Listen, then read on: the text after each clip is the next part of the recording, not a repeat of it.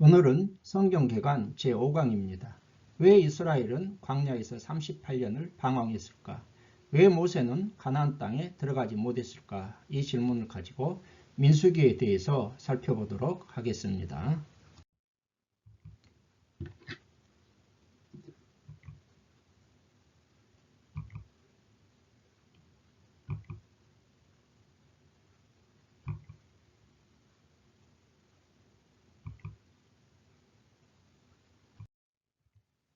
첫째로 민수기 개요에 대해서 간략하게 살펴보겠습니다. 민수기라는 책명은 영어로는 넘버스이죠. 백성들의 인구조사 기록이란 뜻입니다. 민수기가 두 차례에 걸쳐서 인구조사를 실시했기 때문이죠. 민수기는 시내 광야에서 1차 인구조사를 실시했습니다. 출애굽 1세대이죠. 모압 평지에서 도달해서 2차 인구조사를 실시했습니다. 출애굽 2세대. 민수기는 구세대와 신세대 인구조사를 통해 시내산에서 모압 평지에 이르기까지의 광야 유랑 생활을 기록하고 있습니다. 저자 및 기록 연대를 살펴보면 민수기도 모세가 기록했습니다. BC 1446년에서 모세가 죽은 1406년 광야 모압 광야에서 기록되어 있습니다. 시내산에서 모압 평지에 이르기까지의 38년간의 광야 유랑 생활을 마치고 가나안 입성을 앞둔 시점에서 모세가 구세대의 죄악으로 인한 유랑 생활을 되돌아보고 신세대들을 준비시키기 위해서 기록했고요. 지리적 이동이 가장 많은 책이 바로 민수기가 되겠습니다. 민수기의 핵심 주제는요, 행진과 방황입니다. 민수기에도 그리스도가 상징적으로 예표되고 있습니다. 광야 높임 사건은 십자가 순환을 예표하고 있고요. 생수를 내는 반석은 예수 그리스도를 가리키고 만나는 생명의 떡이신 예수 그리스도, 도피성은 도피처 대신 예수 그리스도를 상징합니다. 그리고 발람은 예수 그리스도에 대해서 예언하고 있습니다. 한 별이 야곱에게서 나오며 한 홀이 이스라엘에게서 일어나서. 민수기 기본 구조를 보게 되면 크게 세 부분으로 구분할 수 있습니다. 시내산에서 1세대의 준비 1장부터 10장 11절까지인데요. 여기는 아직 출발을 않고서 시내산입니다. 행군체제 정비, 정결구례, 성막 봉헌과 출발 준비 완료. 두 번째로 행진과 광야 방황 10장 12절부터 25장. 시내산을 떠나서 가데스 바네아까지. 가데스 바네아 사건, 제사 규례 죄항기, 반란과 징계, 가데스에서 모압 평지까지. 그리고 세 번째로 모압 평지에 도착해서 2세대의 준비가 26장부터 36장의 내용이 되겠습니다. 체제 정비, 율법 재정리, 요단 동편 정복과 분배, 광야 여정 해고 및 요단 서편 정복과 분배 지시의 내용으로 이루어져 있습니다. 두 번째로 민수기의 주요 내용에 대해서 살펴보도록 하겠습니다. 먼저 시내산에서 출발하기 전 1세대의 준비 상황입니다. 1장부터 10장 11절까지입니다. 행군체제 정비가 1장에서 4장까지 기록되어 있습니다. 1장에 1차 인구조사가 실시되고 있습니다. 출애굽 2년 2월 1일에 20세 이상의 그러한 모든 남자들을 계수하라고 했고요. 계수한 총수가 60만 3,550명입니다. 여기에서 레위지파는 제외되었습니다. 이것은 군사적 병영 의무의 목적을 위해서 실시된 인구조사이기 때문에 성막에서 봉사해야 될 레위지파는 제외되고 나중에 따로 계수하고 있습니다. 이스라엘의 짐 배치와 행군 순서가 기록되어 있습니다. 이스라엘의 짐 배치도를 연대기 통독 성경에서 제가 좀 카피를 했는데요. 같이 한번 살펴볼까요? 이스라엘의 짐 배치를 보게 되면요. 가장 중앙에 뭐가 있습니까? 성막이 있죠. 성막. 그리고 성막을 중심으로 레위 지파들이 성막을 삥 둘러서 진을 치고 있습니다. 그래서 동쪽에는 모세와 아론의 제사장들이 진을 치고요. 그 다음에 남쪽에는 고앗 자손, 그리고 서쪽에는 게르손 자손, 북쪽에는 무라리 자손이 진을 쳐서 백성들이 침범하지 못하도록 진을 치고 있습니다. 그리고 이제 그 외곽에 백성들이 진을 치는데 동쪽에는 유다 징기 아래, 유다 지파 아래에 이사갈, 스불론까지 이 세 지파가 진을 치고요. 남쪽에는 루벤 지파가 중심입니다. 그래서 시므온과 갓 지파가 또 같이 진을 치고 있고요.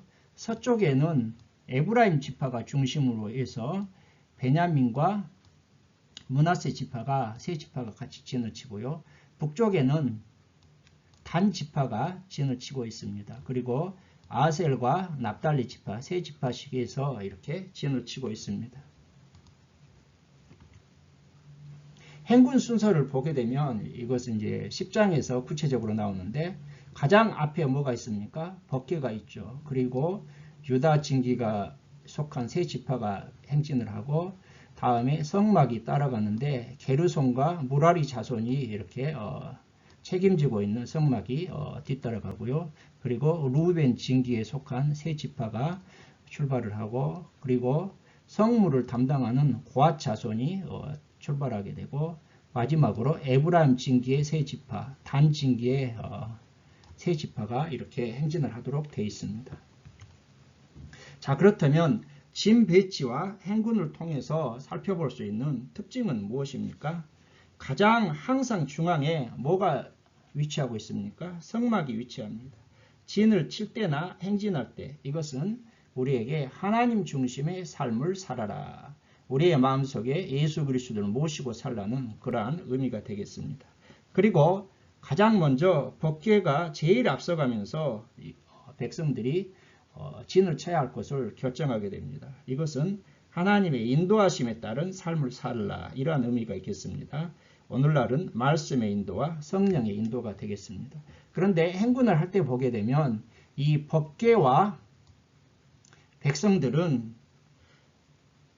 여호수아 3장 3절부터 4절에 보게 되면 제사장의 언약궤와 백성들 사이에는 2000규빗쯤 떨어져서 행진하라 이렇게 되어 있습니다. 2000규빗은 900에서 한 1000m 정도 되겠죠. 그래서 이것을 이 성막에도 한번 비교해 보게 되면 이 성막과 그 다음에 외곽에 진을 치는 백성들 사이에는 한 이 정도 거리 900에서 1000m 정도의 거리가 떨어진 채 진을 쳤을 것이다. 이런 추정을 한번 해볼 수 있겠습니다. 행군체제 정비 세 번째로 레위 지파의 임무와 그리고 계수에 대해서 말씀하고 있습니다. 아론의 아들들 중 나답과 아비후가 죽고 엘르아살과 이다말이 제사장 직분을 이제 수행하게 되죠. 레위 지파를 제사장에게 주어 성막에서 도와서 심호하게 했고요. 레위 지파를 1개월 이상 계수하고 그 결과 숫자가 22,000명이 되었습니다. 그런데 이스라엘 1개월 이상으로서 처음 태어난 장자의 숫자가 273명이 레위 지파보다 더 많았습니다. 그래서 273명에 대해서 속전을 그렇게 내도록 했고요. 레위 지파에게 성막에서 해야 될 임무를 부여했습니다. 게르손 자손은 주로 성막과 휘장을 담당했고요. 고앗 자손은 그 안에 있는 성물들을 담당했고 무라리 자손은 성막 골격을 이루는 기둥과 목재를 등을 담당했고 모세와 아론의 아들들이 제사장 직무를 담당했습니다.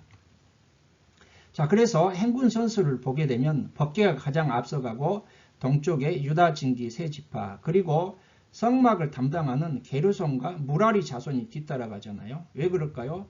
이들이 먼저 가서 성막을 세우면 그리고 루벤 지파를 뒤이어 성물을 담당하는 고앗 자손이 가서 그 안에 이제 세워놓은 성막 안에 성물들을 이제 비치하도록 하기 위해서 이렇게 순서가 정해져 있는 것이죠. 그리고 에브라임 진기와 단 진기에 속한 이러한 순서대로 뒤따라가도록 되어 있는 것이죠.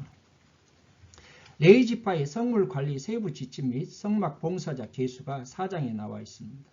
3장은 레위 지파의 임무가 개괄적이라면 4장은 세부 지침에 대한 내용이 되겠습니다. 그런데 3장을 보게 되면 1개월 이상으로 총수를 계수했고요.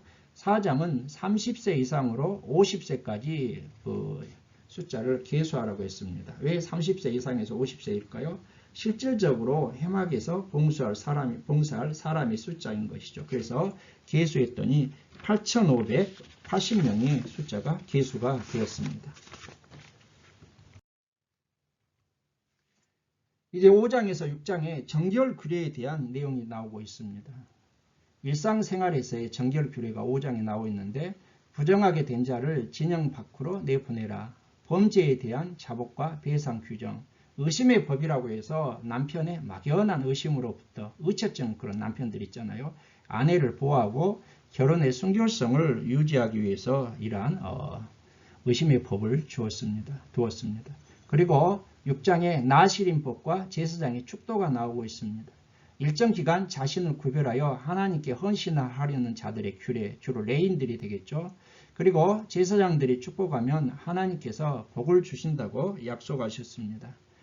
이것이 구약의 축도라고 한다면 신약의 축도는 고린도후서 13장 13절이 되겠습니다.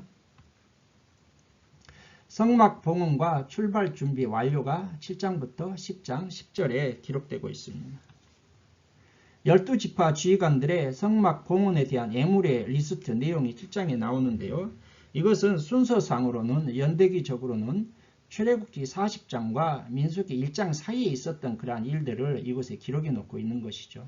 각 지파의 지휘관들이 각 지파마다 12일 동안 행한 봉헌식과 예물의 그러한 리스트 내용이 기록되어 있습니다.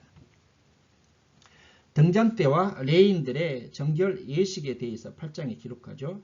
등잔대의 관리와 만드는 식양, 레인들의 정결을 유지하고 섬기는 기간, 그래서 25세에서 50세라고 기록되어 있습니다.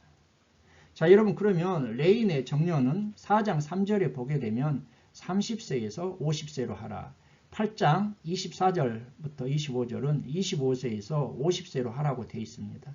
그러면 25세에서 29세는 무엇일까요? 이것은 선임 그러한 제사장들, 레인들을 보좌하면서 훈련하는 기간이 25세에서 29세이고 이제 정식으로 본인들이 그러한 모든 제사 제도를 집례하는 것은 30세에서 50세까지다. 이렇게 생각해 볼 수 있겠습니다. 9장에서 두 번째 유월절을 지키게 됩니다. 가나안 땅으로 출발하기에 앞서 두 번째 유월절을 지키게 됩니다. 시체로 부정케 된 자들은 한 달 늦은 2월 14일에 그렇게 지키도록 하셨습니다. 두 번째로 행진과 광야 방황에 대해서 10장 12절부터 25장의 내용을 살펴보겠습니다. 시내산에서 가데스 바네아까지의 내용입니다. 10장에서 시내산을 출발할 때 은나팔 둘을 만들어 나팔 신호에 따라 백성들의 모이는 회집과 출발 신호로 삼도록 하나님께서 명하셨고요. 제2년 2월 20일에 시내산을 드디어 출발합니다. 모세는 호밥에게 함께 동행할 것을 요청하고 여호와의 궤가 앞서가며 이제 진칠 것을 찾았고요. 모세는 하나님께서 계속 동행해 주실 것을 기도하고 있습니다. 하나님의 인도하심을 보게 되면 법궤가 가장 앞장을 서게 되고 구름기둥과 불기둥으로 인도하십니다. 이것은 시각적인 효과죠. 그리고 나팔로 인도하신 것은 청각적인 효과가 되겠습니다. 하나님께서 백성들이 잘 이렇게 보고 알 수 있도록 세세하게 인도하시는 그런 모습을 우리가 살펴볼 수 있는 것이죠. 백성들의 원망과 70인 장로 및 메추라기 사건이 11장에 기록되어 있습니다. 다베라 사건인데요. 가나안을 향해 출발한 백성들은 얼마 못 가서 하나님을 원망했고 하나님이 불로 짐 끝을 불사르자 모세가 하나님께 기도함으로 불이 꺼졌습니다. 이에 그들은 그곳 이름을 다베라, 불사름이라고 그렇게 부르게 된 사건입니다. 백성들의 만나 불평과 모세의 탄원 및 70인 장로를 세우게 됩니다. 이스라엘 자손에게 섞여 사는 무리들이 탐욕을 품자 이스라엘 백성들도 만나 외에는 먹을 것이 없다면서 고기와 애굽에서 먹던 여러 가지 것들을 먹고 싶다고 울면서 하나님께 원망하며 불평을 하죠. 이것을 들은 모세는 자신의 힘으로는 이 백성들을 책임질 수 없습니다. 저를 죽여주십시오. 하나님께 탄원하자 하나님께서 함께 일할 70인의 장로들을 세워서 짐을 나눠지게 하실 것과 1개월간 고기를 배불리 먹게 할 것을 약속합니다. 그러나 모세가 보행자가 60만 명인데 어떻게 고기를 주어 먹게 할 수 있느냐고 반문하자 하나님은 모세에게 여호와의 손이 짧아졌느냐고 책망하시죠. 하나님이 약속하신 대로 70인 장로들에게도 하나님의 신이 임해 예언을 하고요. 바람으로 메추라기들을 몰아오셔서 백성들이 먹게 하셨으나 재앙으로 심판하시자 백성들이 그곳 이름을 기브롯 핫다와 욕망의 무덤, 탐욕의 무덤이라고 이름을 지었고 그것을 출발하여 하세롯에 도착하게 됩니다. 자, 섞여 사는 인종들의 불평이 4절에 나오죠. 얘들은 이스라엘이 출애굽할 때 함께 나온 수많은 잡족, 출애굽기 12장 38절 이런 잡족들로서 이들이 먼저 탐욕을 뿜고 불평하자 이스라엘 백성들이 또 동화되어 따라서 불평하는 이러한 내용이 되겠습니다. 아론과 미리암이 비방이 12장에 나오고 있습니다. 모세가 구수 여자를 취한 것을 놓고 미리암과 아론이 하나님께서 모세야만 말씀하셨냐 하고 모세를 비방합니다. 만나 불평 사건으로 70인 장로가 세워지자 기회를 틈타 모세의 리더십에 도전한 것이죠. 하나님은 세 사람을 회막으로 부르시고 모세와는 직접 대면하여 명백히 말하는 선지자 이상의 특별한 종이다 이렇게 말씀하시면서 모세를 변호하십니다. 그리고 진노하사 미리암에게 문둥병, 나병으로 징계하시자 아론이 자신의 죄를 깨닫고 모세에게 중보 기도를 요청했고 모세는 하나님께 부르짖어 기도합니다. 하나님은 모세의 기도를 들으시고 미리암이 진 밖에서 7일 동안 머무르도록 하신 후에 백성들은 바람 광야로 이동하게 되겠습니다. 두 번째로 가데스 바네아 사건입니다. 가데스 바네아 사건은 굉장히 중요하니까 좀 세세히 한번 살펴볼까요? 자, 먼저 13장에 가나안 정탐과 보고가 기록되어 있습니다. 각 지파별로 12명의 정탐꾼들이 파송되어 40일 동안 그 땅을 정탐하고 돌아오죠. 그리고 바람 광야 가데스에서 모세와 아론과 백성들 앞에서 보고 대의를 하는데 보고 내용은 서로 달랐습니다. 10명의 정탐꾼들은 그 땅이 적과 꿀이 흐르는 것은 맞지만 그 땅 거민은 강하고 성은 견고하며 안악 자손들이 있어서 그들에 비해 우리들은 메뚜기에 불과합니다. 부정적인 보고를 하죠. 이에 비해서 여호수아와 갈렙은 어떻습니까? 아니다. 올라가서 그 땅을 취하면 능히 이긴다. 긍정적인 보고를 하고 있습니다. 이제 이 보고를 들은 백성들이 반역과 38년 방황이 시작되게 됩니다. 백성들은 10명 정탐꾼들의 말을 듣고 온 회중이 밤새도록 곡하면서 모세와 아론을 원망하고 또 한 장관을 세워 애굽으로 돌아가자고 그렇게 선동합니다. 모세와 아론은 회중 앞에 엎드리고 여호수아와 갈렙은 하나님을 거역하지 말고 올라가서 싸워 취하자고 했으나 그들은 도리어 돌로 치려고 했을 때 하나님께서 개입하십니다. 하나님은 전염병으로 그들을 쳐서 멸하겠다고 심판을 경고하시자 모세는 백성들을 죄를 사해달라고 중보 기도를 하게 됩니다. 그러나 하나님께서는 모세의 기도대로 백성들을 사하시겠다고 하셨으나 하나님께서 심판을 이제 선고하시게 됩니다. 여호수아 갈렙만 가나안 땅에 들어갈 것이고 20세 이상의 백성들은 광야에서 유리하다가 모두 죽을 것이라는 것이죠.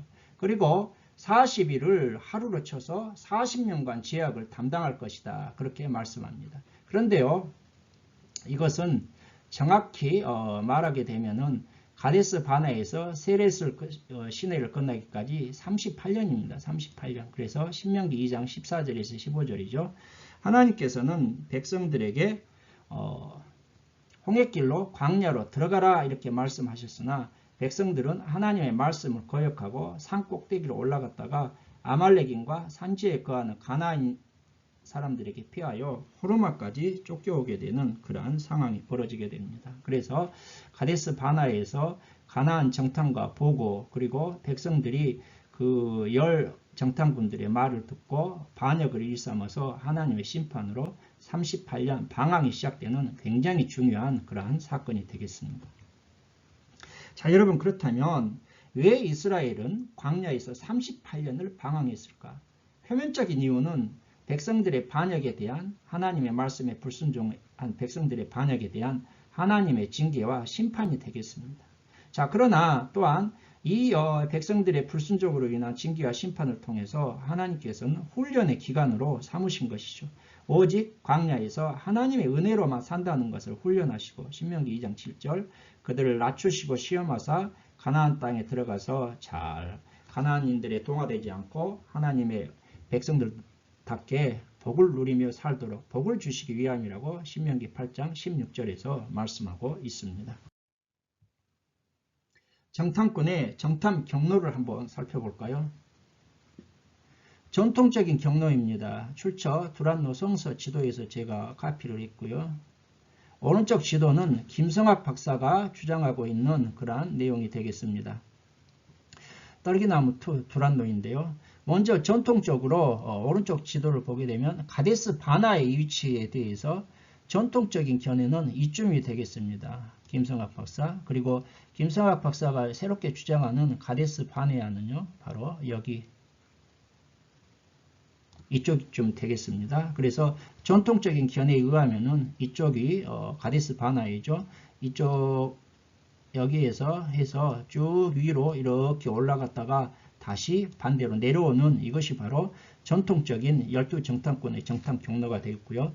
오른쪽 김성학 박사가 떨기나무에서 주장하는 견해는 가데스 바나에는 그게 아니다는 것이죠. 그리고 원래 여러분 지난번 출애굽기 제가 강의하면서 전통적인 경로하고 그 다음에 김성학 박사가 주장하는 이러한 새로운 경로에 대해서 그 쟁점을 약간 지도를 가지고 설명해 드렸는데 왼쪽에 있는 시나이 반도에 있는 산, 그래서 시나이 반도, 시내 반도에 있다 해서 시내산이라 그렇게 명칭이 붙고요. 전통적이죠.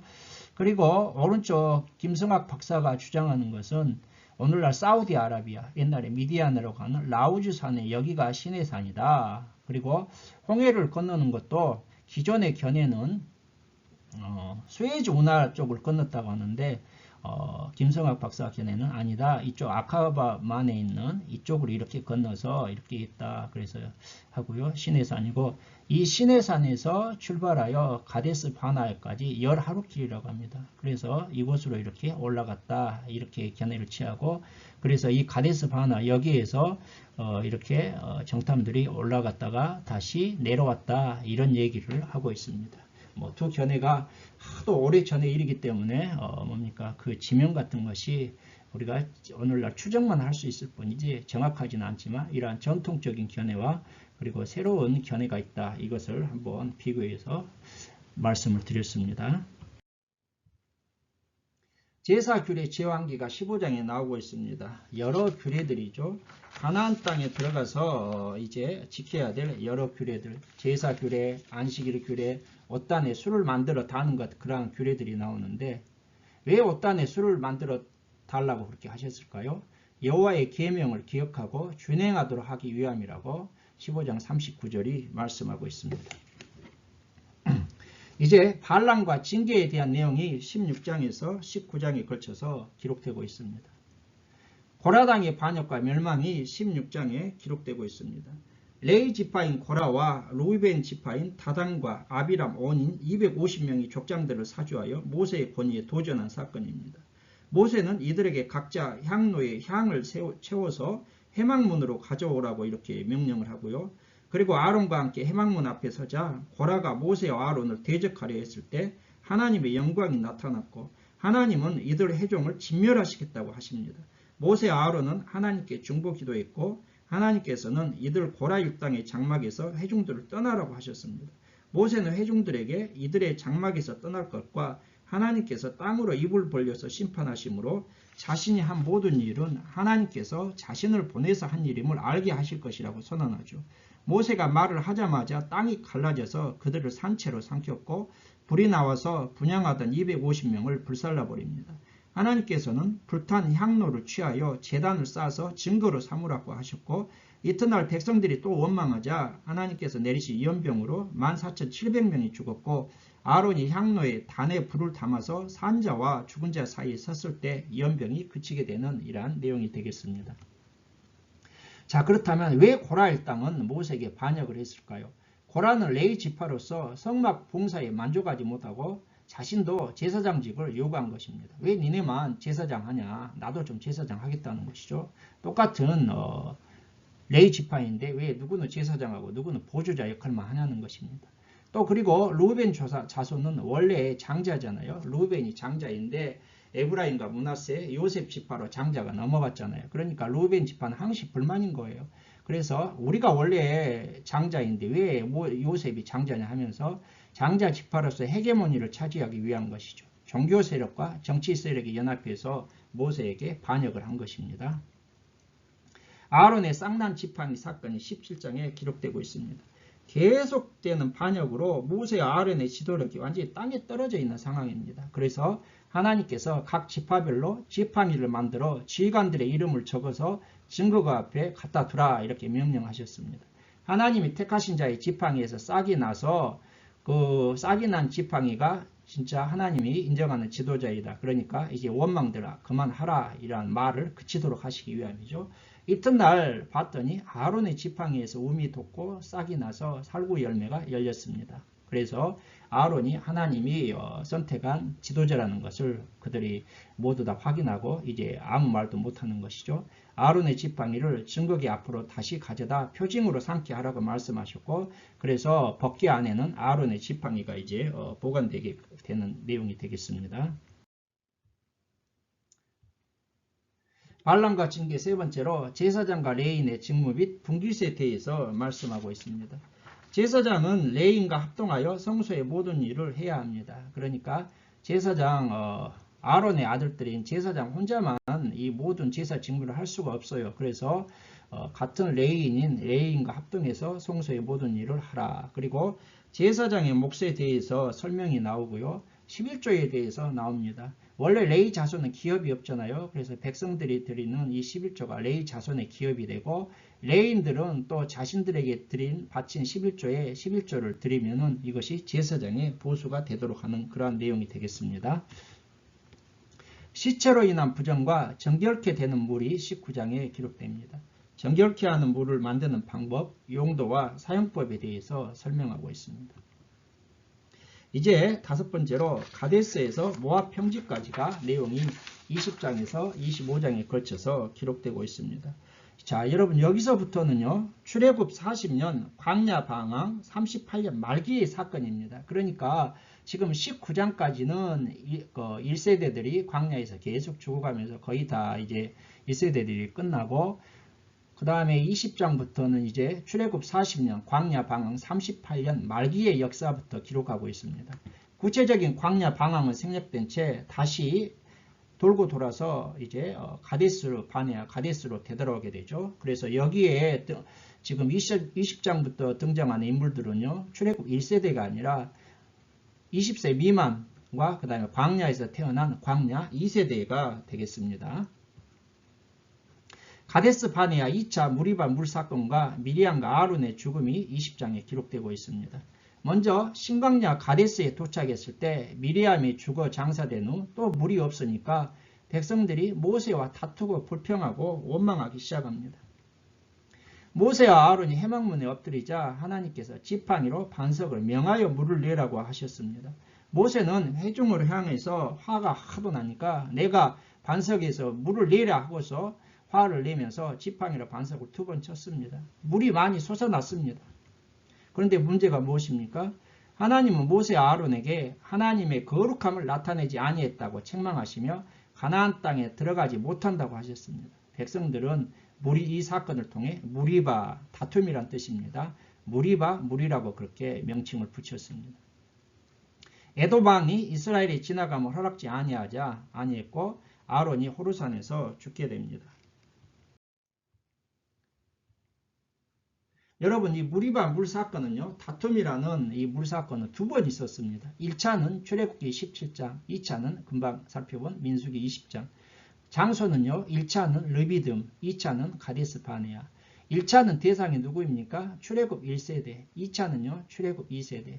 1차는 모세가 지팡이로 반석을 쳐서 물을, 하나님의 말씀대로 물을 냈고요. 2차는 지팡이로 명해서 물을 내라고 했으나 화가 나서 반석을 2번 쳐서 하나님의 징계로 가나안 땅에 들어가지 못하는 불상사가 생기는 그러한 내용이 되겠습니다. 자, 여러분, 그러면 반석을 치라고 했을 때 반석의 의미는 무엇입니까? 반석은 예수 그리스도라고 고린도전서 10장 4절에 말씀하고 있고, 예수님이 물, 생수, 생명이라는 것을 말씀하고 있죠. 모세가 가나안 땅에 들어가지 못한 이유가 무엇일까요? 표면적인 이유는 하나님의 징계입니다. 모세가 하나님의 말씀을 순종하지 않고 반석을 명해서 물을 내야 되는데 반석을 2번 쳐버렸잖아요. 그래서 백성들의 면전에서 하나님의 거룩함을 나타내지 않는 것, 하나님의 징계이지만, 그러나 우리가 영적인 의미에서 율법과 복음과의 관계에서 살펴보게 되면 모세는 율법의 대표자고 복음은 예수 그리스도를 통해서 주신 거잖아요. 율법으로는 죄를 깨닫는다고 했습니다. 율법은 구원받은 하나님의 백성들의 삶의 그러한 지침으로 주신 것이지 이것을 구원의 그러한 방편으로 주신 것은 아니니까 율법을 대표하는 모세는 가나안 천국에 들어갈 수 없는 것이 그러한 율법과 복음의 관계에서 살펴보게 되면 맞는 것이죠. 이러한 영적인 의미도 있다는 것을 한번 참고로 말씀드렸습니다. 이제 21장에 불뱀과 노뱀 사건 및 시온과 옥을 정복한 그러한 내용을 살펴보도록 하겠습니다.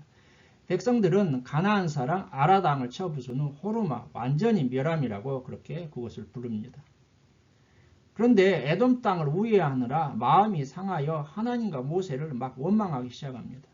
자, 여러분 앞에서 봤던 지도입니다. 지금 가데스 바네아가 어디입니까? 이곳이죠. 이곳 가데스 바네아. 그리고 가데스 바네아에서는 위로 쭉 올라가면 왕의 대로라고 있어요. 원래 이거 왕의 대로를 따라서 이렇게 올라가게 되면은 요단 동편으로 쉽게 올라갈 수 있는데 여기가 에돔이죠. 에돔, 이 땅을 에돔을 걸쳐야 되는데 모세가 에돔에게 왕에게 사신을 보내니까 좀 통과하겠습니다. 그냥 아무 해도 끼치지 않고 가겠습니다 하니까 에돔 왕이 안 된다는 것이죠. 그래서 할 수 없이 어떻게 돌아갑니까? 여기에서 이렇게 직선으로 갈 수 있는데 가지 못하고 이렇게 뺑 돌아가지고 이렇게 가니까 길이 너무 험하고 먼 것입니다. 백성들이 속이 상해가지고 어떻습니까? 하나님과 모세를 막 원망하기 시작합니다.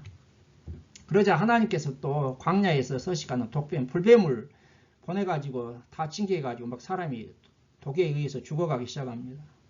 모세가 하나님께 기도하니까 노뱀을 만들어서 장대에 매달아 쳐다보는 자는 모두 살 것이다 해가지고 그것을 쳐다보는 자는 다 살게 되죠. 자, 그렇다면 여러분 여기에서 노뱀의 의미는 무엇일까요?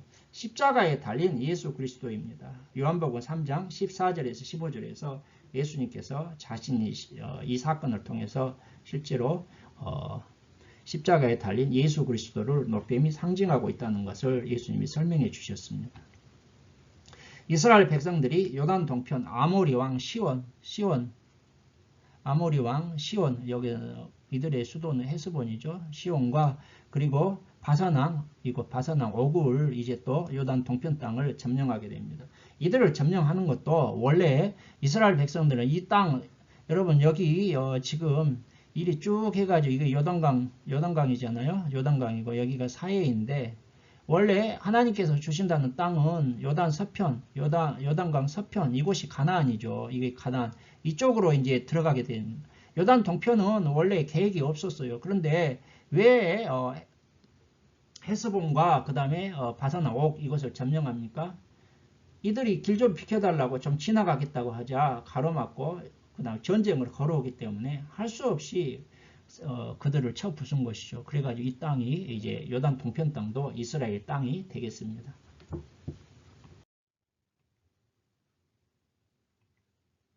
세 번째로 발람 사건에 대해서 한번 살펴보도록 하겠습니다. 이 발람 사건도 어떻게 보게 되면 여러분 참 아주 이상한 사건이죠. 자, 발람 사건에 대해서 한번 살펴보겠습니다. 이스라엘이 모압 평지, 요단 건너편, 여리고 맞은편이잖아요. 모압 평지에 도착한 이후에 모압 왕 십볼의 아들 발락이 이제 이스라엘 백성들로 인해서 근심이 되게 됩니다. 그래서 술사 발람에게 이스라엘을 저주해 달라고 그렇게 초청해서 요청한 사건이 바로 발람 사건이 되겠습니다. 발락이 발람을 초청해가지고 하나님께서 발락에게 가지 말라고 했지만 기어코 가니까 그 발락을 하나님이 나귀의 입을 열어가지고 발람을 책망한 것이 22장 사건이고요. 22장의 내용이고 그리고 이제 발람이 가서 이스라엘을 보고서 저주를 하려고 하는데 하나님이 못하게 하시니까 1차, 2차 축복한 내용이 23장 그리고 발람이 3차 이제 축복하고 예언한 내용이 24장이죠. 여기에서 메시아에 대한 예언 한 별이 야곱에서 나오고 한 규가 이스라엘에게서 일어나서 모압을 쳐서 무찌른다. 메시아에 대한 예언이 나오고 있습니다. 그래가지고 이제 발락은 발람을 통해서 어떻게 한번 저주를 해볼까 주술의 힘을 빌어서 해볼까 했지만 결코 성공하지 못하고 각자 갈 길을 가게 되는 것이죠. 자, 그렇다면 이 발람 사건의 의미는 무엇일까요? 하나님은 이방 복술자 발람까지도 하나님의 뜻을 이루는 도구로 사용하신다. 그걸 우리가 볼 수가 있고요. 세상에 어떤 것도 하나님의 계획을 막거나 변경시킬 수 없다는 것을 말씀하고 있습니다. 25장에 시딤 음행 사건이 기록되고 있습니다. 이스라엘 백성들이 시딤에서 모압 여자들과 음행합니다. 그러자 하나님이 진노하셔서 24,000명이 이제 죽게 되죠. 하나님께서는 음행의 주동자인 백성의 수령들을 잡아 죽이라고 하셨고, 제사장 비느하스가 현장에서 음행하는 시므온 지파의 지도자 시므리와 미디안 여인 고수비를 창으로 찔러 죽이자 하나님의 진노가 그치게 됩니다. 하나님은 비느하스가 하나님의 질투하심으로 아주 잘했다고 칭찬하시면서 비느하스가 영원한 평화의 언약을 맺으시고 그 다음에 미디안을 치라고 그렇게 명령하시죠. 자, 여러분, 시딤 음행 사건과 이것은요, 시딤 음행 사건은 발람의 미인계 사주입니다. 시딤 음행 사건은 발람과 발락이 꾸민 미인계였어요. 31장 16절. 그러니까 발람은 이제 이스라엘을 저주는 안 했지만 계속해서 발락이 돈을 주고 하니까 한 꾀를 알려줬는데, 바로 그것은 여자들을 통해서 이스라엘 백성들이 음행하게 만들라, 그런 미인계 수법을 알려준 것이죠. 그래서 발람은 미디안이 정복당할 때 이스라엘의 칼에 죽임을 당하게 됩니다. 31장 8절의 내용이 되겠습니다. 이제 마지막 세 번째로 모압 평지에서 2세대의 준비에 대해서 살펴보도록 하겠습니다. 이스라엘 백성들이 시내산을 떠나서 38년 동안 뱅뱅 돌고 돌아서 방황하다가 드디어 이제 모압 평지에 도착해서 이제 이곳에서 2세대의 준비를 하겠습니다. 이거 이제 2세대가 어떤 준비를 하는지 체제 정비, 율법 재정리, 요단 동편 정복과 분배, 광야 여정 해고 및 요단 서편 정복과 분배 지시의 내용으로 기록되어 있습니다. 먼저 가나안 정복을 위한 체제 정비가 26장에서 27장이죠. 2차 인구조사가 26장에 기록되고 있습니다. 모압 평지에서 인구를 계수합니다. 왜 계수할까요? 군대 조직을 재편성하고 이제 가나안을 목전에 두고 있으니까 군대 조직을 재편성하고 그 다음에 가나안 땅을 차지했을 때 어떻게 분배할 것인가. 그래서 가나안 땅 분배는요, 크게 두 가지로 합니다. 가나안 땅을 제비 뽑아 지파별로 이렇게 나누라고 했고요. 그 다음에 두 번째 가이드라인은 인구 숫자에 대한 것이죠.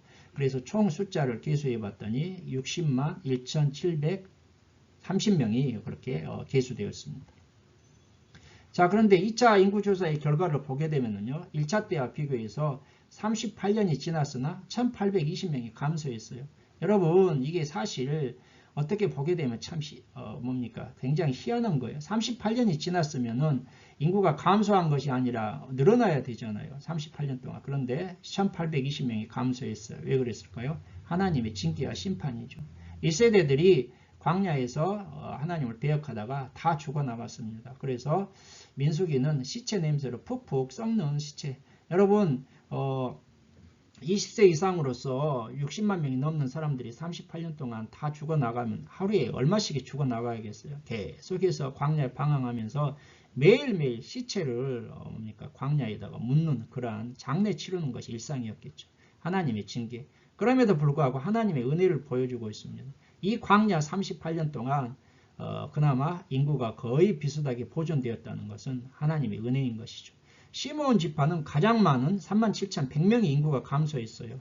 왜 그랬을까요? 시딤 음행 사건의 주모자가 시므리잖아요.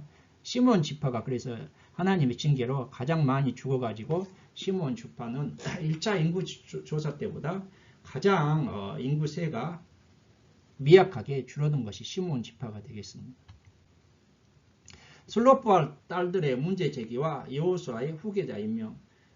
슬로프와 딸들이 문제를 제기합니다. 무슨 문제냐면은 가나안 땅에 들어가서 제비뽑아 이제 그 땅을 차지하게 되는데 이것은 다 아들들 이름으로 하게 돼 있어요. 그런데 아들들이 없는 그러한 가정에는 조상들의 이름으로 땅을 기업을 상속할 수가 없으니까, 여러분 우리는 아들이 없는 우리는 어떻게 합니까? 그렇게 문제를 제기하자 아들들 남자가 없는 지파는 딸들에게 주어 기업을 상속하게 하라, 이런 이제 규정이 생기게 되죠. 그리고 여호수아를 회중 앞에서 안수하여 후계자로 삼게 됩니다.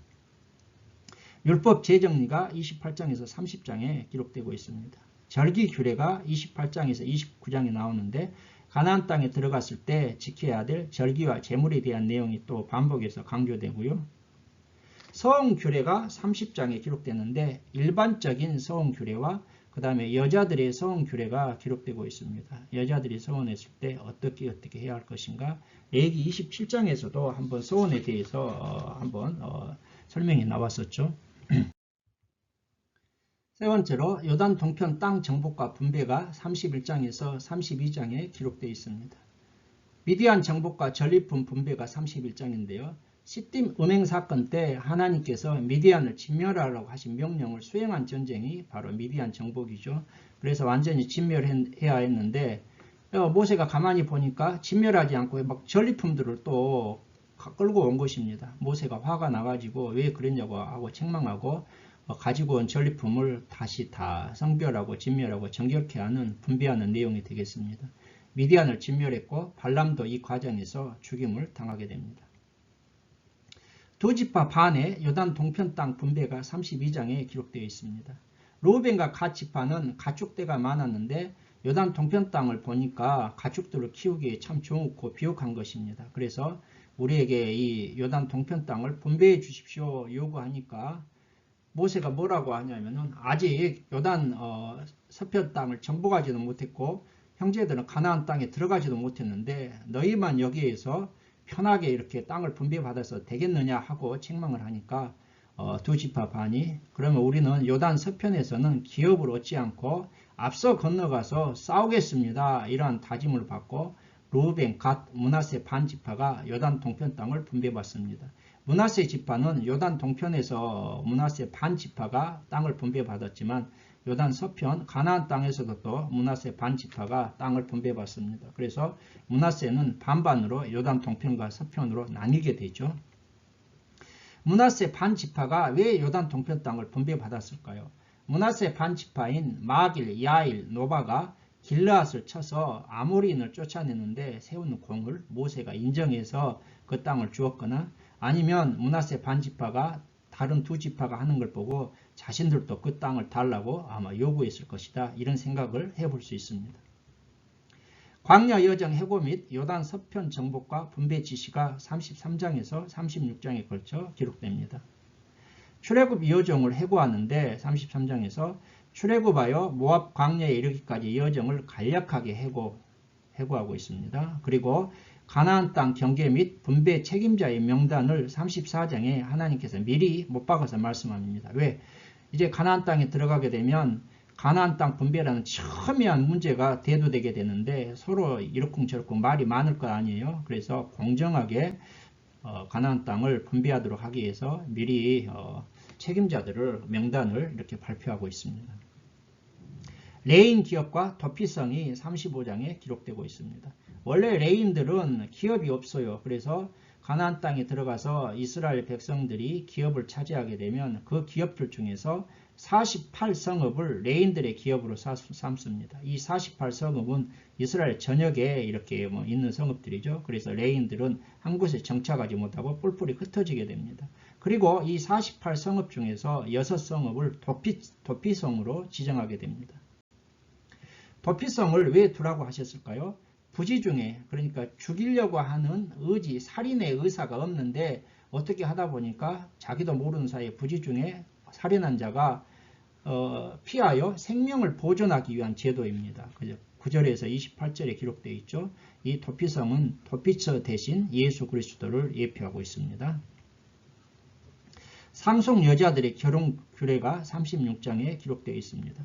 이제 슬로브와 딸들의 그러한 이 제기를 통해 가지고 여자들도 상속을 받을 수 있다 했는데 막상 슬로브한 여자들이 속한 그 지파에서 보니까 아니 슬로브한 여인들이 땅만 상속받고 그 다음에 다른 지파로 시집가 버리면은 자신들의 지파에서 그 땅이 다른 지파로 넘어가게 된다는 것입니다.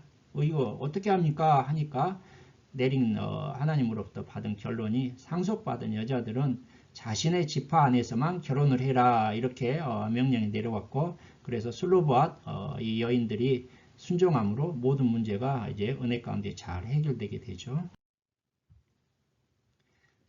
자 여러분 저는 오늘 강의를 시작하면서 왜 이스라엘은 광야에서 40년, 정확히는 38년이죠. 38년을 방황했을까? 왜 모세는 가나안 땅에 들어가지 못했을까? 이 질문을 가지고 오늘 강의를 시작했습니다. 이 질문에 대한 해답을 받으셨습니까?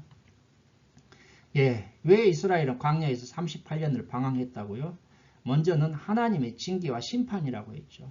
배역하고 불순종한 그러한 백성들에 대한 하나님의 징계와 심판인데, 또 이면에는 이 징계와 심판의 기간이 이스라엘에게는 훈련의 기간이었다는 것을 우리가 깨닫게 됩니다.